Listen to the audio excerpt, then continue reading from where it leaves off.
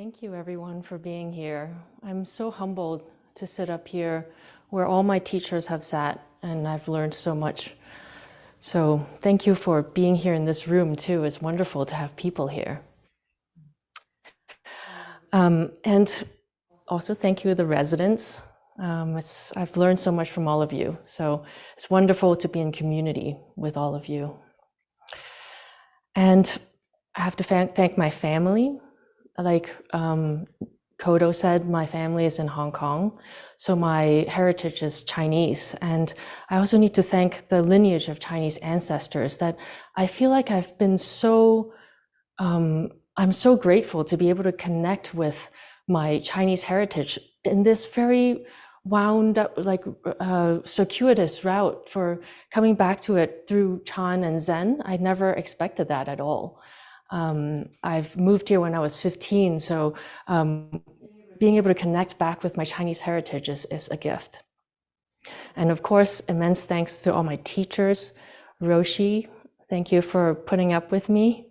And also our grandfather teachers, Roshi Bernie and Maisumi Roshi, who I will be drawing some of his teachings. And I wish I had met them in the body, but I'm grateful that I can still learn from them through their writings and their talks.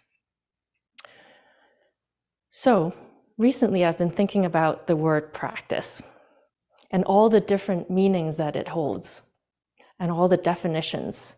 And this is probably the most used word in Zen, right? We probably say it dozens, hundreds of times. Senko is nodding, at least dozens of times a day. And I was searching in all the Zen books on my Kindle, and for every single Zen book, the quintessential Zen books, the word count for the word practice is way past its capacity to count. So I think it maxes out at 500 in the computer. So every Zen book goes, like, it says 500. So they all go past that. So we use this word a lot. And the reason I was thinking about this, Kodo had mentioned my book is called Inner Practice of Medicine. And I thought I was, being really clever, that it's like a pun where, we're talking about the practice of medicine and then the inner practice. And then maybe they're different. So maybe I thought it was smart to like kind of make it into a play of words that is a double meaning, but maybe it's actually the same thing. I'm not sure. So that's what we're going to explore today. So I was first reflecting how we use this word in medicine, right? It's kind of curious. We say practice medicine, and we also say practice law, like James is here, but we don't say that to many other careers or paths or jobs or anything like that, but we do practice medicine. Why do we say that? And as it is tradition for Dharma talk, since the time of the Buddha, we have to ask ChatGPT. Actually, Kozan started that. So I asked it, why do doctors call what they do practice? And it actually gave me a pretty good definition and explanation. It said the term practice in the context of medicine refers to the fact that doctors are constantly learning and refining their skills through experience. It also acknowledges that there is an element of uncertainty and imperfection in the medical field, and that doctors are always striving to improve their ability to diagnose and treat patients. That's why we call what they do practice. They're always working to perfect their craft. It's a pretty cool explanation, right?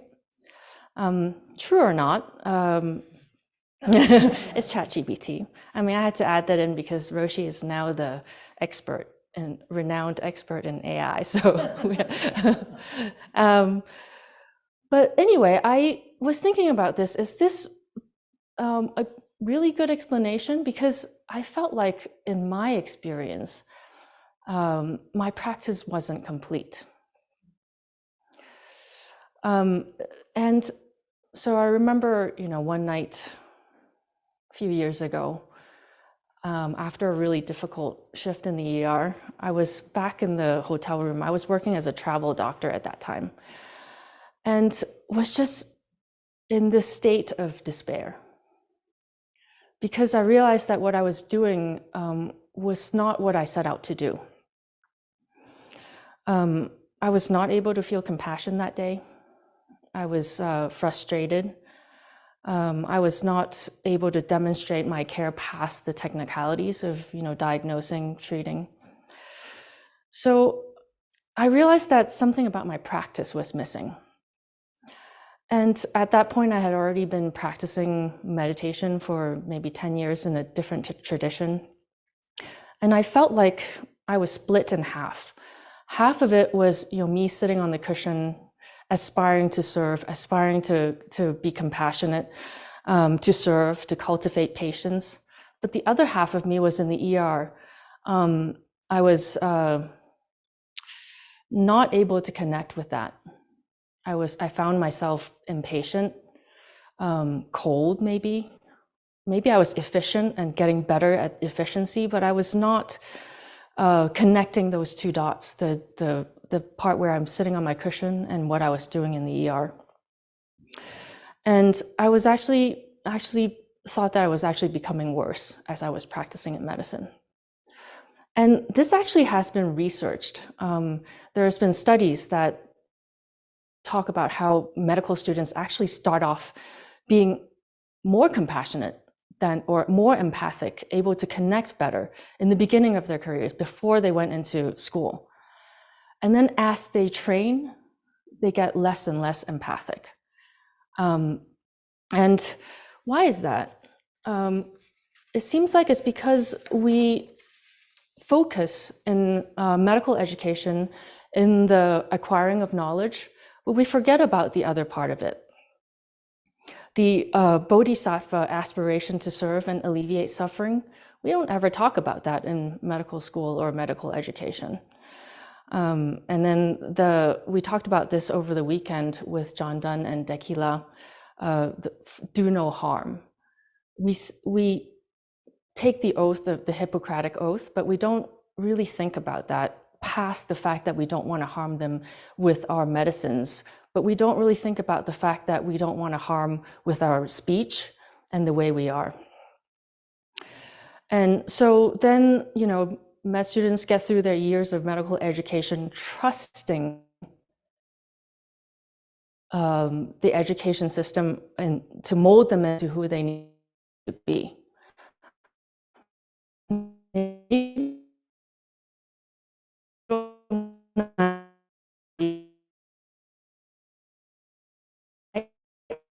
I felt the same way. I thought everything is. And so, where I realized that I wasn't really practicing what I set out to do, I realized that maybe there's something missing. So maybe when we're not really aware of what we're practicing, we can practice the wrong thing. And especially when there are circumstantial pressures, when the system is pushing you in a certain way, and you might end up somewhere that you might not expect. So I'll come back to this point later. So in my attempt to understand what practice is the other day, I was thinking about the word practice and how Dogen uses it. And I was wondering what Chinese character that he actually uses in his writing for the word practice, especially the word, that phrase of practice realization or practice enlightenment. Because it's so interesting that Ka Sensei hyphenates these two things. So I wonder what it was. So I looked it up. In the Fukanza Zengi, it's the easiest thing for me to look up because I know that he wrote this in Chinese. His later writings were mostly in Japanese with some Chinese words sprinkled in. And so in the Fukanza Zengi, that very famous phrase, he said, "The Zazen I speak of is not learning meditation. It is simply the dharma gate of enjoyment and ease. It is the practice realization of complete enlightenment." So I looked up what word he used for practice realization here. And it's the two words I was actually kind of surprised. So the first word he used is a two-character phrase, is shu, which is so in Cantonese. And that's not the part that's surprising, because that word actually means practice. And it can also mean repair or cultivate. But what I didn't expect was the character for realization, and that's shou, which is zheng in Mandarin and zeng in Cantonese. And in modern Chinese, I understand this word as meaning verify, to confirm, to prove. So that caught my attention, because I didn't expect that. There are other Chinese characters that are usually used for enlightenment or realization. For example, kaku, which is go in Cantonese, or go, like Goku. Goku, anyone? You know, yes, exactly. Goku in Dragon Ball. His name is actually realization of, his name literally means realization of emptiness. Did you know that? Yeah, so the word go is usually used as enlightenment or realization. So I was surprised that it's not either of those words. So that caught my attention, and I went down into the Google rabbit hole by looking that up.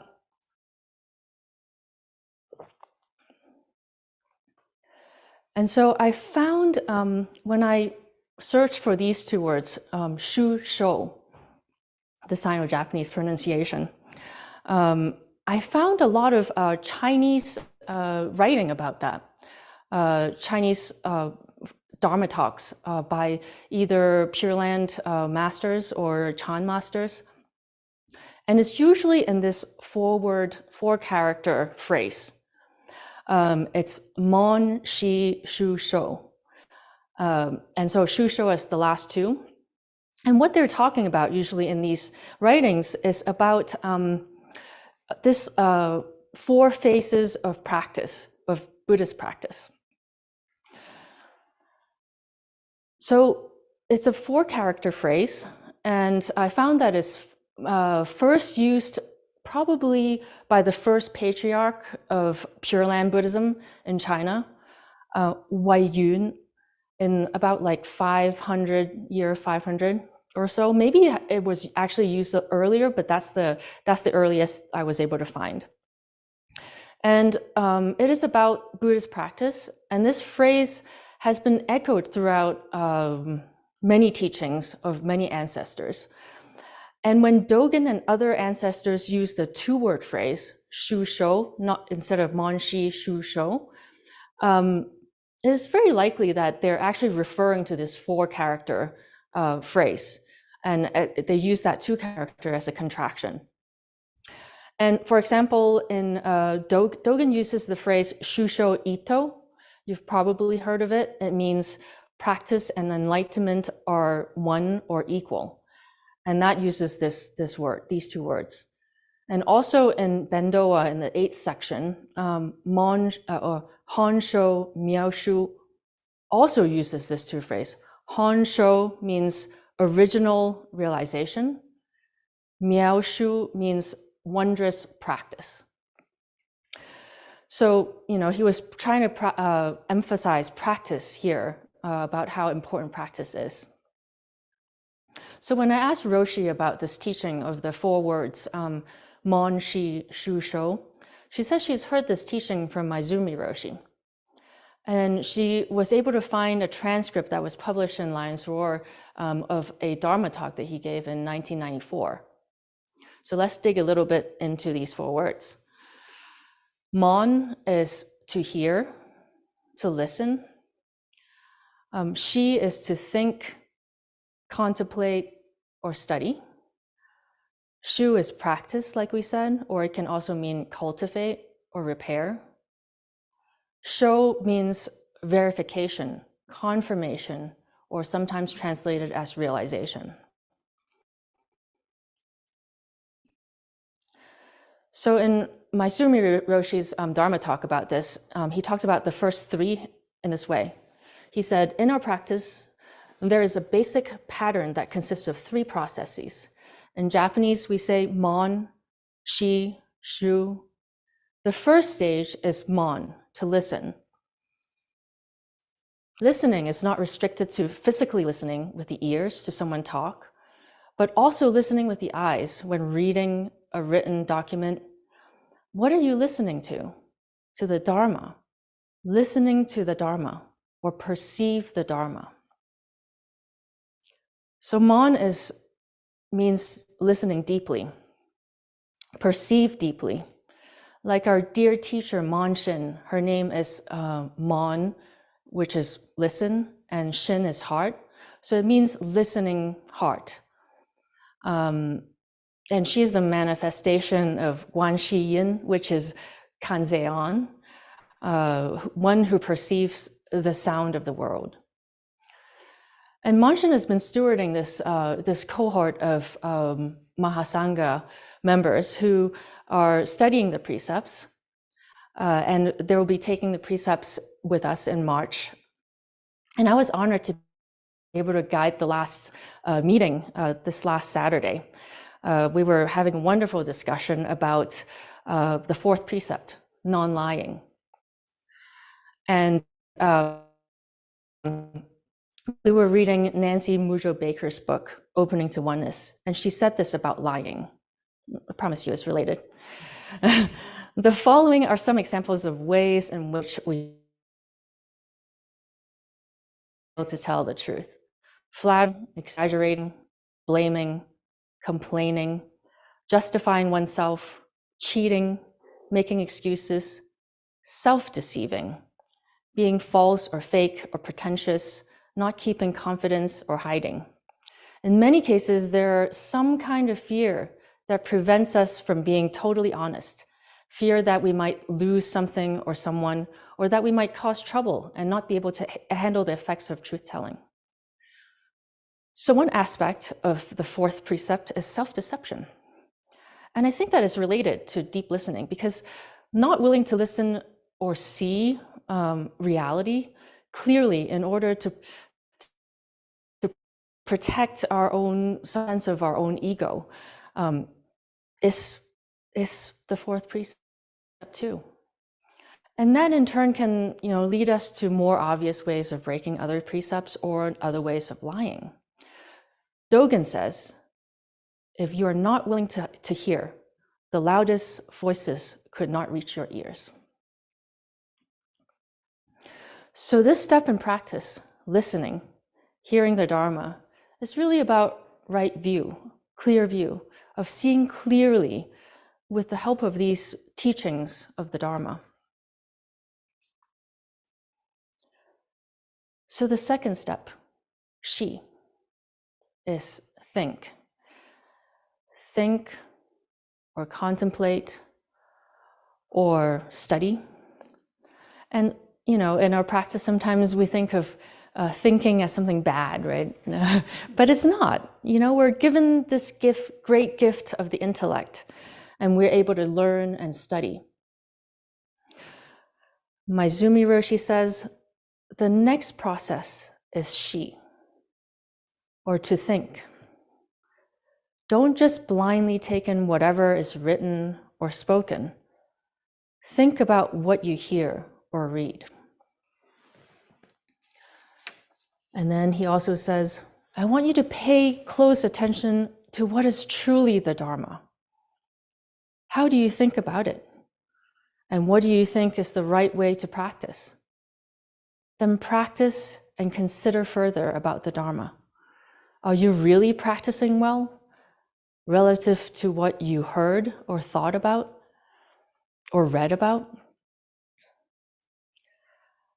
So it's okay to use our intellect as a useful tool and as a great gift to us as human beings. But I always thought that the word, the character,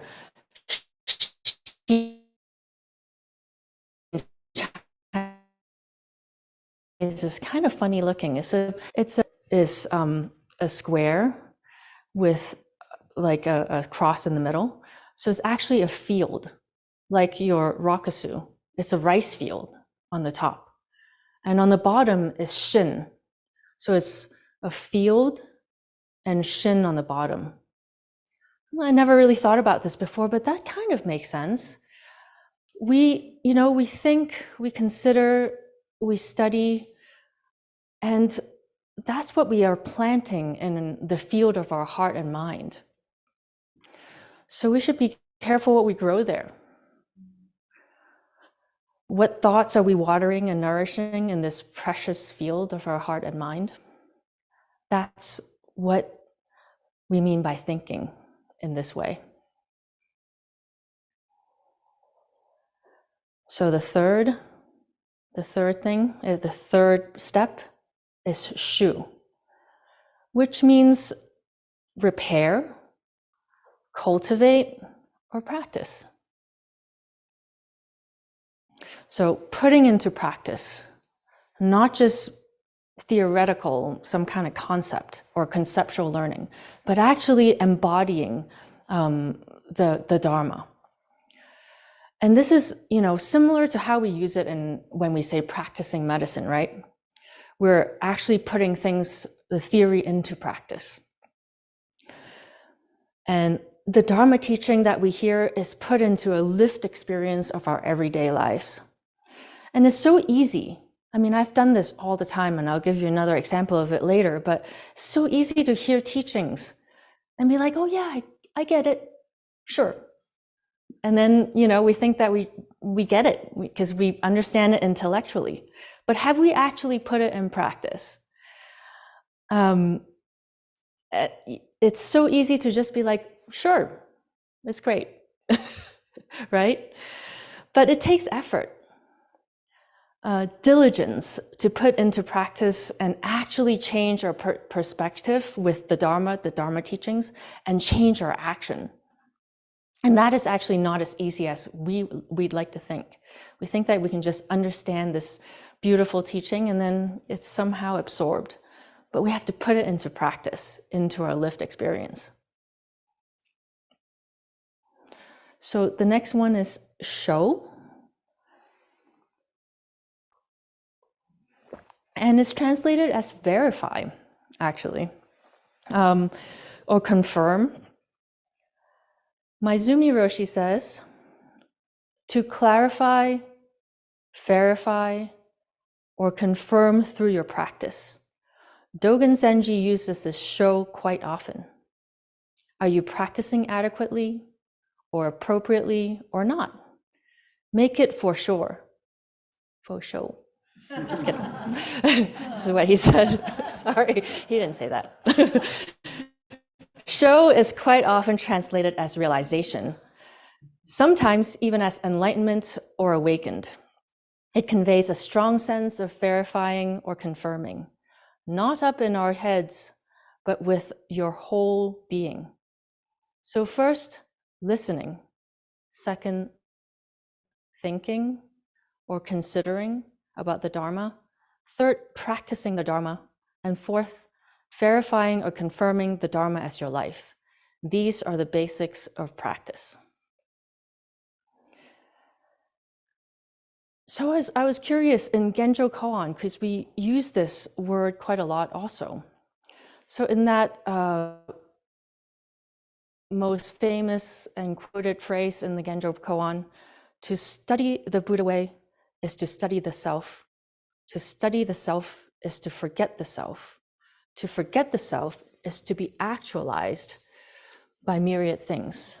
And the word actualized, when I look into it, I mean, it's mostly Japanese, but that part, there's some Chinese characters sprinkled into it. And the word actualized is actually show. So you can translate that sentence to forget the self is to be verified, confirmed, actualized, or realized by myriad things.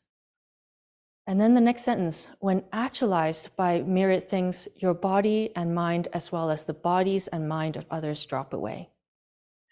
No trace of realization remains, and this no trace continues endlessly.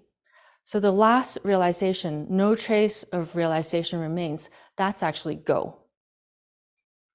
So it's interesting how all these words play out, and they all mean slightly different things. So I have a real life example about how I've been trying to apply this process in the last few weeks.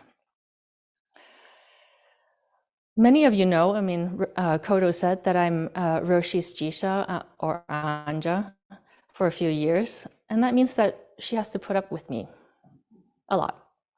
I'm sorry. Sorry, Roshi, and thank you. And that also means that I get to have all my flaws reflected back to me constantly. It's really fun if you like that kind of thing. So recently, she's been teaching a lot about appamada. And so I've been learning about appamada.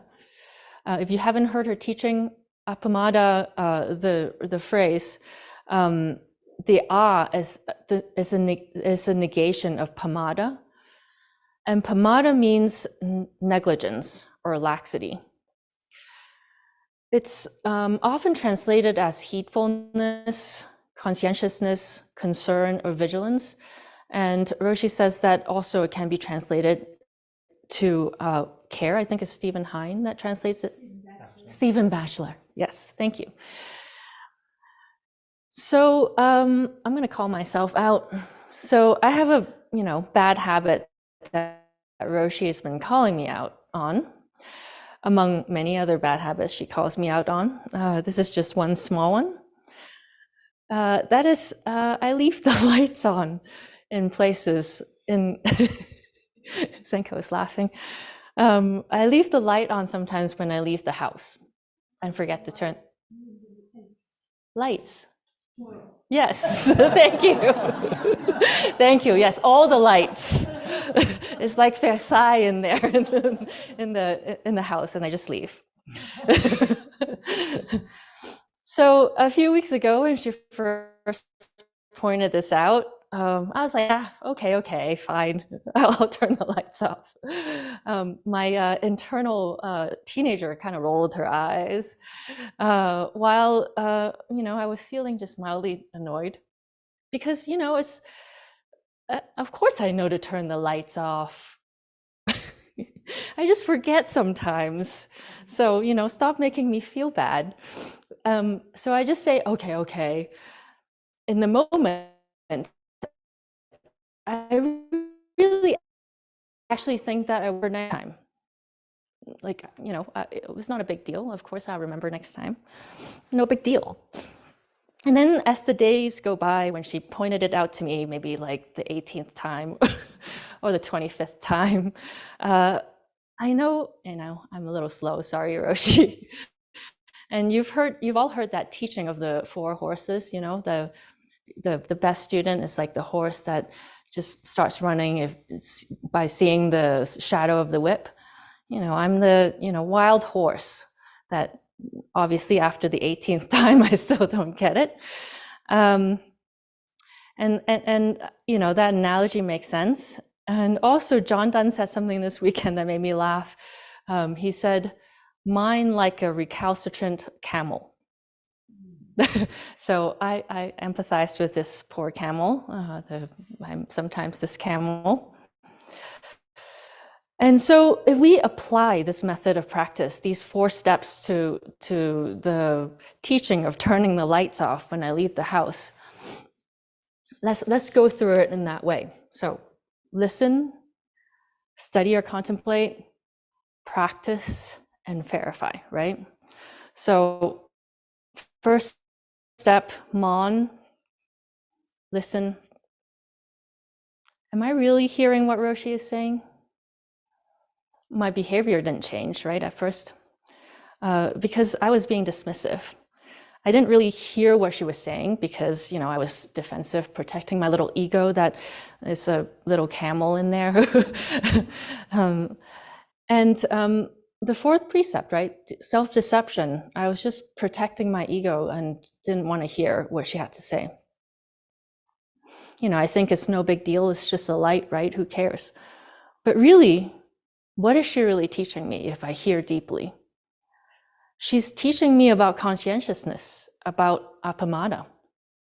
And it's about the light itself, but it's also about so much more, right?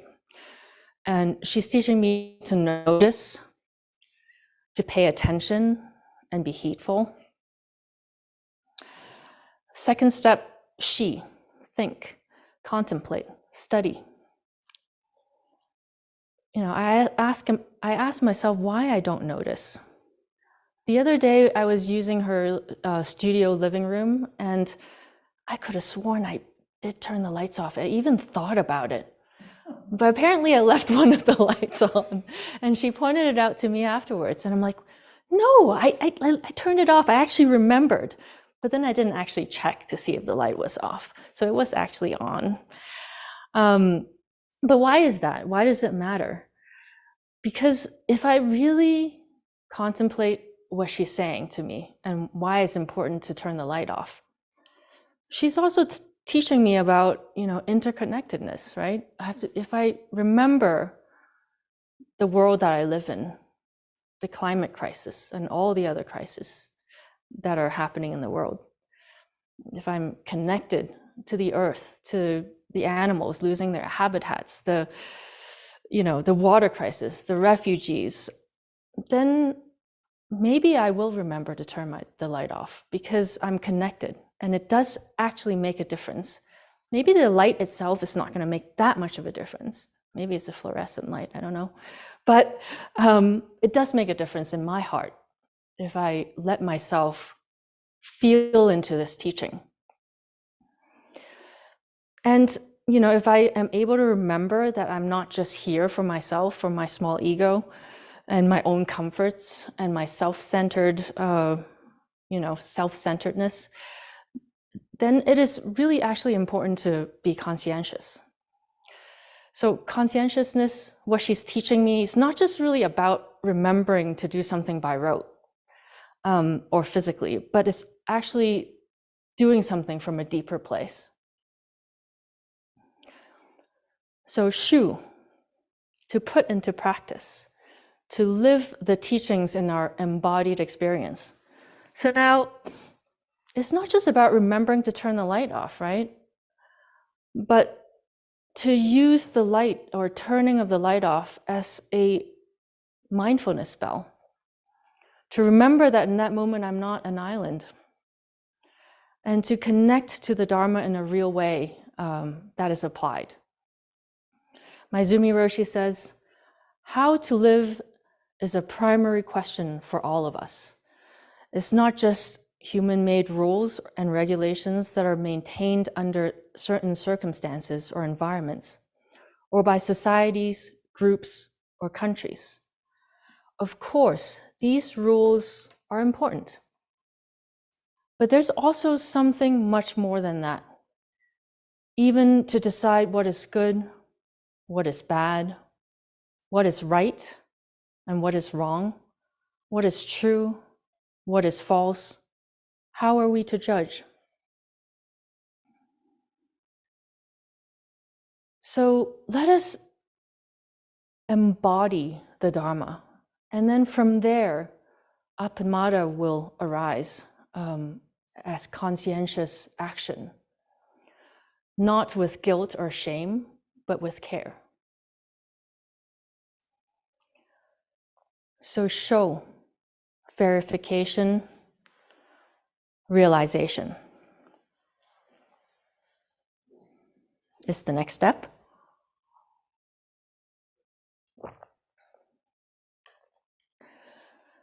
So it's the learning and practice that comes of true caring, comes out of true caring. And it's not just lip service or rote doing. And there might be behavioral change, and in this case, hopefully there will be.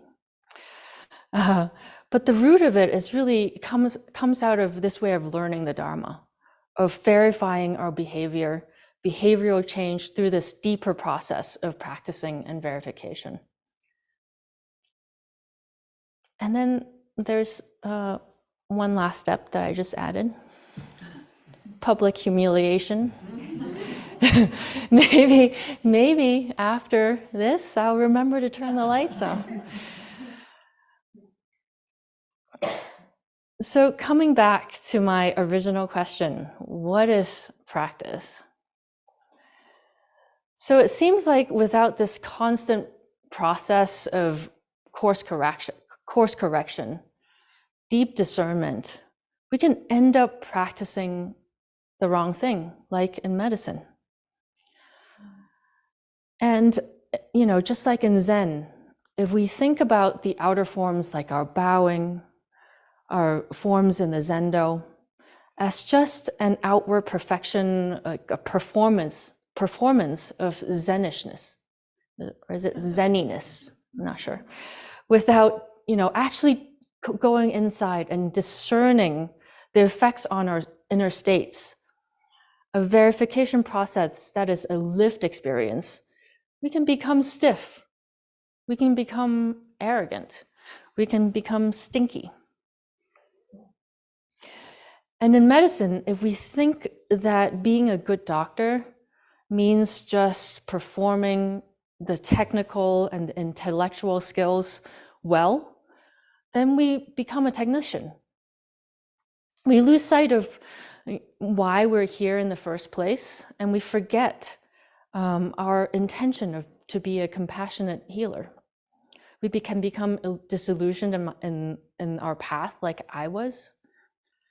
And true practice here is about joining the inner and the outer practices and aspiring to continue to practice and verify with our lived experience of being a compassionate healer and educator. So practice realization or practice enlightenment is a process of, constant course correction and discerning through our lived experience. And it's more like a process or a verb than a noun. It's an active process, like a loop. We're constantly correcting our mistakes diligently, but holding ourselves lightly and lovingly. And Maizumi Roshi says, in Zen, practice is the most emphasized aspect. But if the Dharma is not practiced correctly, then practice doesn't mean much. So next time you come across the term practice enlightenment or practice realization when you read Dogen, I invite you to try this way of looking at it. That practice realization is a continuous action of trying out the Dharma in our lived experience, in our body, heart, and mind, and then verifying, confirming, and it's a realization that loops back to practice again and again, right? So maybe that's what he meant by continuous practice and circle of the way. So hear, study, practice, verify, and realize. Does that sound familiar?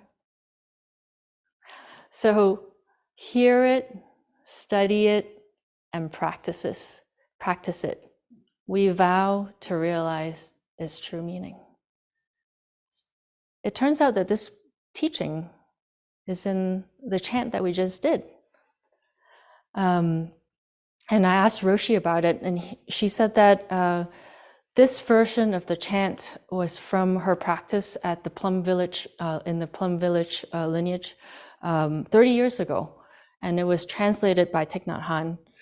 And I looked up other translations of this chant, and it actually doesn't have, it's a different translation and doesn't have this teaching so clearly in the chant itself. But our version that we chant here has this teaching, and I don't think it's an accident. He probably put it in there because of this particular teaching. So I told Roshi that I'm always a little early with my talks because I talk too fast. So I have 10 pages, but somehow I got through them really quickly. So we're going to be ending a little early. It is? Oh, Yay! But anyway, I have a request. Can we chant that verse before the Dharma talk again, just once, and then we can go into the four vows to close.